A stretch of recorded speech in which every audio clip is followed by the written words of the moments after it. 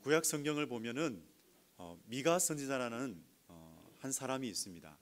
미가의 뜻은 누가 여호와와 같은가라는 뜻인데 하나님의 주권을 강조하는 이름입니다. 이 미가 선지자가 활동할 당시에 남유다는 아수르 사네립에게 포위를 당함으로 고통을 겪을 때였습니다. 이 남유다는 아수르가 주는 이 고통에서 구원해 줄 구원자를 원했어요. 간절하게 원했어요. 근데 하지만 하나님은 그 표면적인 문제보다 진정한 평강, 그 평강을 그들에게 주기를 원하셨습니다. 그들은 하나님과의 언약을 깨뜨렸지요. 그래서 하나님께서 보시는 그 평강은 하나님과의 관계 회복, 남유다 백성들이 하나님과 관계 회복을 원하셨던 것입니다. 우리는 여기서 하나님이 진정으로 우리에게 해결되어야 할 문제가 무엇인지를 보게 하십니다. 누가복음 5장을 보면 그것을 알게 되는데 한 중풍병자가 있었어요. 근데 이 중풍병자는 친구를 잘 두었어요. 믿음의 친구를 둔 것이죠. 그래서 친구들의 도움으로 침상에 누워서 이제 예수님께로 가게 되는데 예수님께서는 이 중풍병자의 질병을 고칠 수 있다라는 그런 믿음이 있었습니다. 예수님께로 갔는데 근데 장애물이 있었던 것이죠. 사람들이 너무 많아서 예수님께로 갈 수 없었어요. 그때 이 친구들이 지붕으로 올라갑니다.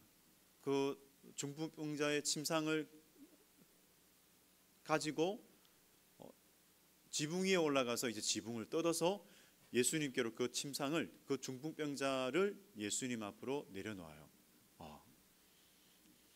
참 사람들도, 안에 있는 사람들도 당황했을 것이고, 참 그때 예수님의 말씀이 아마 더 사람들을 당황하게 했을 거예요.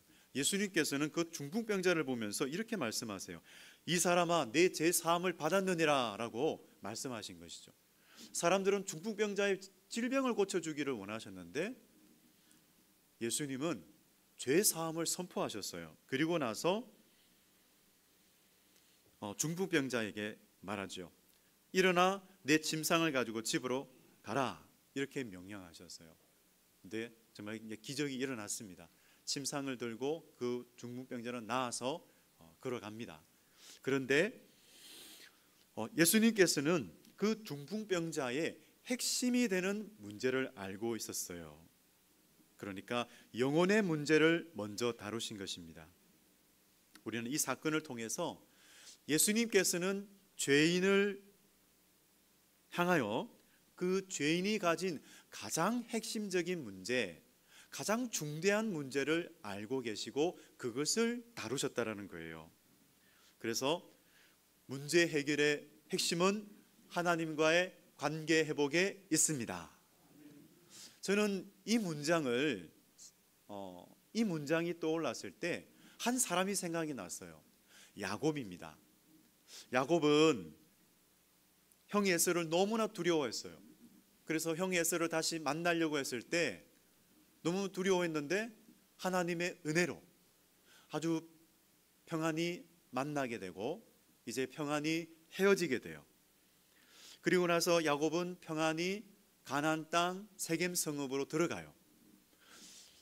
그런데 야곱의 딸 디나가 그 세겜 사람들을 이렇게 구경하려고 다니다가 세겜 추장에게 겁탈을 당합니다. 아주 비극적인 사건이 일어나게 돼요. 근데 이런 와중에 세겜 사람들이 이 야곱의 아들들에게 와서 한 가지를 제안합니다. 우리와 통혼하자, 그리고 우리와 함께 살자, 그렇게 제안했을 때 야곱의 아들들은 그들을 속여 말해요. 어떻게 말하느냐? 너희 남자들이 할례를 행하면 그리하겠다, 이렇게 해서 이제 세겜 남자들 모두가 할례를 받아요. 그렇게 할례를 받고 고통하고 있을 때 이 야곱의 아들들이 가서, 특히 시므온과 레위, 디나의 오빠예요. 그 세겜 사람들에게 가서 세겜 남자들을 다 그냥 죽여요. 그런 살인 사건이 일어나요. 아주 비극적인 사건이 일어나면서 야곱은 아주 위기를 느끼게 됩니다. 자신의 가정과 민족이 아주 몰살하겠구나, 그런 위기를 겪었을 때에, 그때 야곱이 어떤 결단을 하냐면 한 가지를 결단해요. 베델로 올라가자. 내가 거기서 제단을 쌓으려 하노라. 환난 날에 내게 응답하신 하나님을 만나기를 원했어요. 그렇게 결단을 하고 말했을 때, 그때 그 자손들이, 야곱의 자손들이 야곱에게 무엇을 주느냐? 자기들이 가지고 있었던 이방 신상들과 자기 귀에 있는 귀고리를 야곱에게 주었습니다. 우리는 여기서 주목해야 될 것이 이방 신상이라는 것이죠. 이방 신상을 다 청산합니다. 우상을 버렸죠. 왜? 하나님을 찾기 위해서. 전심으로 나를 찾고 찾으면 나를 만나리라. 이처럼 우리가 하나님을 찾기 위해서는 우리가 청산해야 될 것이 있습니다. 하나님을 찾는 데 방해되는 것, 우리가 청산하고 하나님을 간절히 전심으로 하나님을 찾을 때 우리는 하나님을 만나게 될 것입니다. 그래서 평강의 삶은 평강의 하나님을 만날 때 시작이 되는 것이죠. 진정한 평강의 삶으로 인도하시려고 오늘 이 미가 선지자를 통해서 회복의 말씀을 다시 들려주십니다. 미가 5장 2절 말씀인데요, 이 2절 말씀은 우리가 크리스마스만 되면 듣는 말씀이에요. 그래서 전 세계의 크리스찬들이 이 말씀을 듣게 됩니다. 한번 들어보십시오.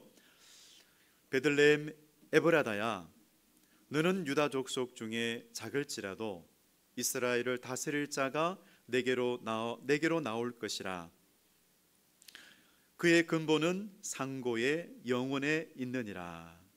미가 선지자는 남유다에서 활동했던 선지자였습니다. 2절에서 고통적인 백성을 위로하는 그 구원자를 약속하고 있는데요, 여러분, 우리가 읽은 이 2절에서 유대 베들레헴, 이스라엘을 다스릴 자, 여러분 여기까지 읽으면 다스릴 자, 왕이구나 라는 것을 우리는 알게 됩니다. 베들레헴은 다윗의 고향이었죠. 그런데 아주 특별한 말이 여기 나옵니다. 그의 근본은 상고의 영원에 있느니라. 무슨 말씀이냐면 만세 전부터 영원하신 분이라는 것이죠. 영원 전부터 계신 하나님, 그러니까 유대 베들레헴, 이스라엘을 다스릴 자, 영원 전부터 계신 하나님, 이렇게 보면 이 이스라엘을 다스릴 자는 바로 다윗의 자손으로 오신 예수 그리스도이시구나, 우리 이것을 알게 돼요.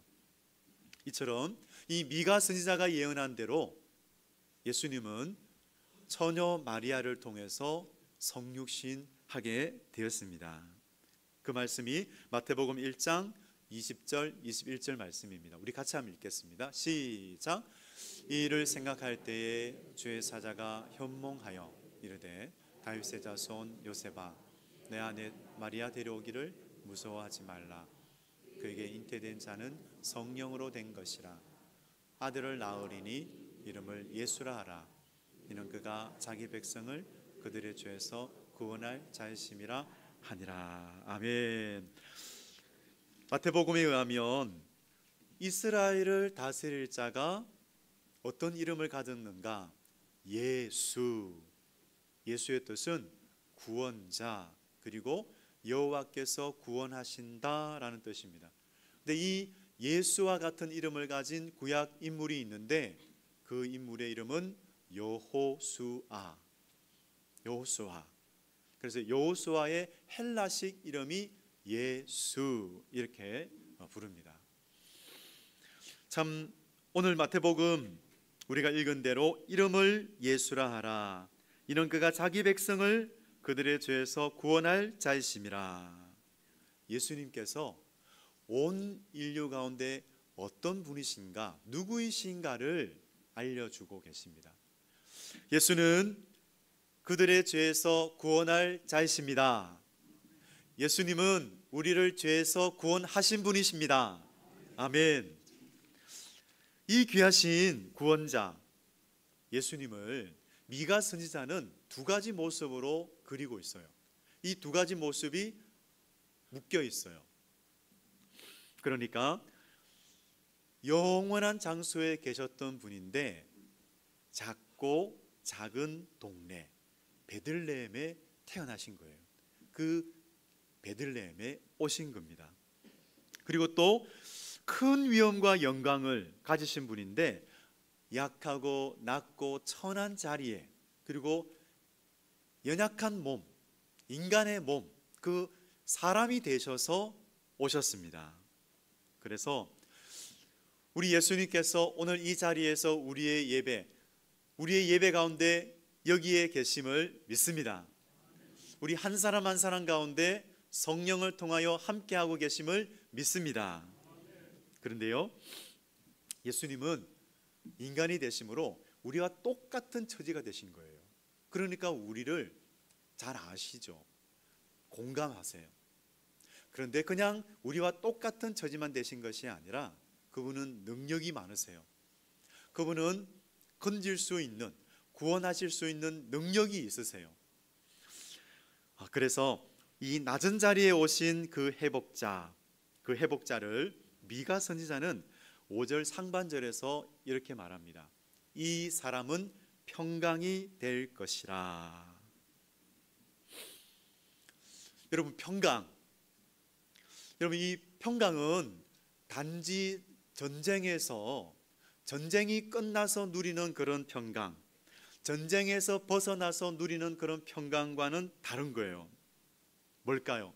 총체적인 의미의 평강인데 우리가 전인격적으로 누릴 수 있는 평강을 말해요. 그래서 이것을 샬롬이라고 말해요. 참, 이 평강은 우리 안에서 죄로 인해서 일어나는 그 전쟁을 그치게 하시는, 그 전쟁을 그치게 하심으로 주신 평강이에요. 그래서 우리 예수님께서는 죄와 사망 권세를 정복하셨습니다. 그 어떤 힘으로도 정복할 수 없는 것, 죄와 사망의 문제, 그 누구도 해결할 수 없었는데 예수님께서 죄와 사망을 정복하심으로 우리에게 진정한 평강을 주신 거예요.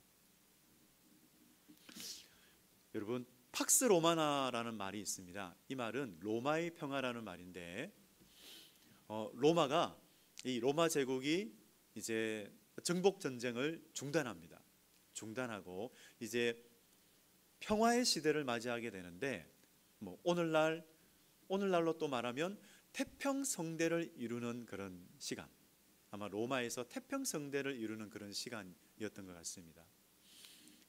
그런데 그 로마의 평화는 어떻게 해서 이루어졌느냐? 바로 군사력을 통해서, 힘을 통해서 얻은 거예요. 그런데 그 로마의 평화와는 전혀 다른 평화가 있는데 바로 하나님의 평화, 하나님께서 주시는 평화. 이것은 전혀 성격이 다른 평화이죠. 우리 하나님께서 계시기 때문에 누리는 평화, 이 평화가 우리 모든 우리 성도님 가운데 있으시기를 축복합니다. 아멘. 평화의 왕이신 예수 그리스도께서 통치하심으로 우리가 누릴 수 있는 그 평화이죠. 그렇다면 우리에게 샬롬을 주시는 그분은 어떤 일을 하실까요? 4절 말씀입니다. 우리 4절 말씀 우리 같이 한번 읽겠습니다. 시작. 그가 여호와의 능력과 그의 하나님 여호와의 이름의 위엄을 의지하고 서서 목축하니 그들이 거주할 것이라. 이제 그가 창대하여 땅끝까지 미치리라. 아멘. 이스라엘을 다스릴 자를 누구로 비유하고 있냐면 목축하는 목자로 비유하고 있습니다. 참 그 목자에는 두 가지 면이 있습니다. 어떤 면이냐면은 양떼의 필요를 아시고 채워주시는 아주 부드러운 목자의 이미지와 또한 하나님의 이름을 드러내는 아주 위엄이 있는 목자의 이미지예요. 그 이미지가 같이 있다라는 거죠. 아주 온유하시고 또한 아주 위엄이 있으신 강하신 목자, 이 두 가지를 가지고 계신 분이 바로 우리 예수 그리스도이십니다. 미가 선지자의 예언은 예수님의 그 유명한 말씀, 예수님이 하셨던 말씀을 떠올리게 합니다. 그것이 요한복음 10장 14절 말씀인데요. 나는 선한 목자라, 나는 내 양을 알고. 이처럼 선한 목자이신 예수님은 우리의 필요를 알고 계세요. 우리를 아시는 분이시죠. 그뿐만 아니라 우리를 인도해 가시는데 아주 온유하게 인도해 가세요.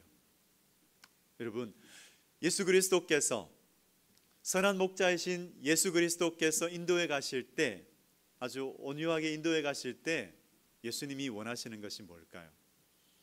예수님께서는 완벽을 원하시는 게 아니라 순종을 원하십니다. 여러분, 우리가 적극적으로 순종하기 원합니다. 그렇습니다. 우리가 예수 그리스도, 선한 목자이신 예수 그리스도께 순종할 때, 한 걸음 순종하면 또 한 걸음 내디딜 수 있는 그 길이 보이게 돼요. 그래서 우리가 걸음걸음 순종하면서 그때 우리는 하나님의 뜻과 계획을 이루게 될 것입니다. 여러분, 그렇습니다. 우리가 순종하는데 답이 있어요. 순종하기 원합니다. 팀 켈러는요, 모든 사람은 자신의 필요를 돌봐줄 목자를 갈망하고 있다고 해요. 그러니까 문제를 만나게 되면 그 문제를, 그 상황에서 도와줄 사람, 그 목자를 구한다라는 거예요. 그렇습니다. 어떤 사람들은 부모가 자신을 돌봐주고 자신의 필요를 돌봐줄 목자라고 생각할 수가 있어요. 그리고 또 어떤 사람들은 그 국가의 대통령 아니면 정치인을 목자라고 생각할 수가 있죠. 그런데 어떻습니까? 대통령과 정치인들을 기대하지만 기대하지 않는 분도 계실 거예요. 근데 기대하시는 분도 계실 거예요. 근데 우리가 경험하는 것은 실망이죠, 실망. 그렇죠? 참 우리의 기대를 만족시킬 수 있는 사람이 없구나. 그런 실망감이 우리를 찾아올 때가 있습니다. 참 우리나라의 이 정치적인 상황을 보면 참 그런 경험을 하고 있지 않습니까?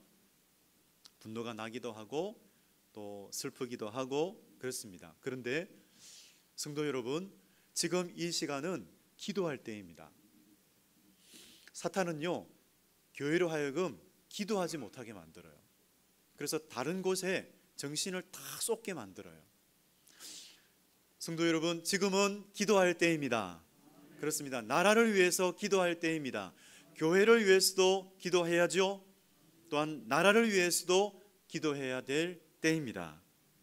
선한 목자가 계십니다. 우리 가운데 선한 목자이신 예수 그리스도께서 계십니다. 참 그분은 부드러우시고 또 강하신 목자이시죠. 우리가 연약해질 때는 우리를 품에 안으세요. 그리고 또 친히 업으세요. 자신의 어깨에 두시고 우리를 업고 가시는 분이 우리 예수님이세요. 우리가 걸어갈 수 없는 그처럼 힘을 잃을 때 우리 예수님께서는 우리를 업고 가시는 것이죠. 참 그렇게 사랑이 많으시고 온유하신 분이십니다. 혹시나 삶이 지치고 또 힘들게만 느껴지는 분이 계십니까? 그러면 예수 그리스도, 여러분 십자가를 바라보시기 바랍니다. 우리가 십자가를 바라볼 때 이미 우리를 찾아오셔서 회복의 역사를 시작하신 그분을 다시 보게 될 것을 믿습니다. 아멘. 그래서 5절에서는 이 사람은 평강이 될 것이라 그렇게 말씀하세요. 예수 그리스도께서는 우리에게 평강이 되셨습니다. 어떻게 해요? 우리를 하나님과 화목시킴으로.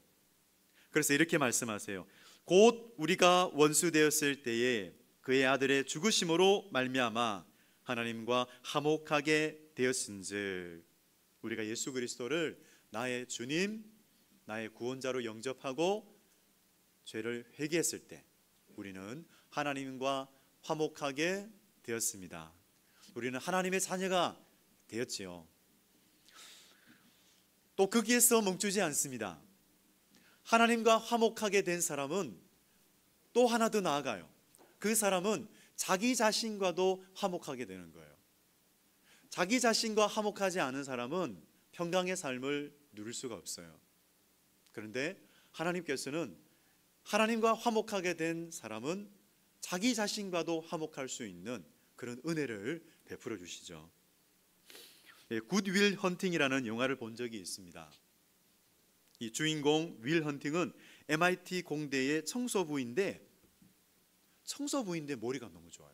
수학 천재인 거예요. 그러니까 교수의 눈에 띄었어요. 노벨상을 받은 교수의 사랑을 아주 독차지하게 됩니다. 그런데 이 굿 윌 헌팅에게는 한 가지 상처가 있어요. 어린 시절에 아버지로부터 학대를 받아요. 학대를 받으면서 살았어요. 그러니까 이 굿윌 헌팅은 그러면서 나중에 커서도 이제 주변 사람들과 이제 싸우면서 세월을 허비하면서 살아갑니다. 그러다가 이 사람이 심리상담 교수님을 만나게 돼요. 만나게 되는데 윌 헌팅은 한 번도 사람들에게 자신의 마음을 연 적이 없답니다. 자신의 마음을 열지 못하고 자신을 수치스럽게 생각했기 때문에 한 번도 그렇게 사람에게 마음을 열고 대화를 해본 적이 없는 것이죠. 그런데 이 교수와 같이 시간을 지내다가 이 심리 상담 교수님이 그 윌 헌팅을 똑바로 쳐다보면서 어느 날 그 사람을 아주 똑바로 응시하면서 이렇게 말합니다. 난생 처음 듣는 말입니다. 너의 과거는 내 잘못이 아니야. 절대로 내 잘못이 아니야. 이 말을 듣게 돼요. 근데 그 말을 들었을 때 사람들 앞에서 한 번도 눈물을 흘려본 적이 없는데 이 윌 헌팅의 눈에 눈물이 흘러내렸어요. 이것은 뭘까요? 그가 자신을 바라보는 눈이 달라졌구나. 새롭게 보는 눈이 생겼구나. 우리 이것을 알게 돼요.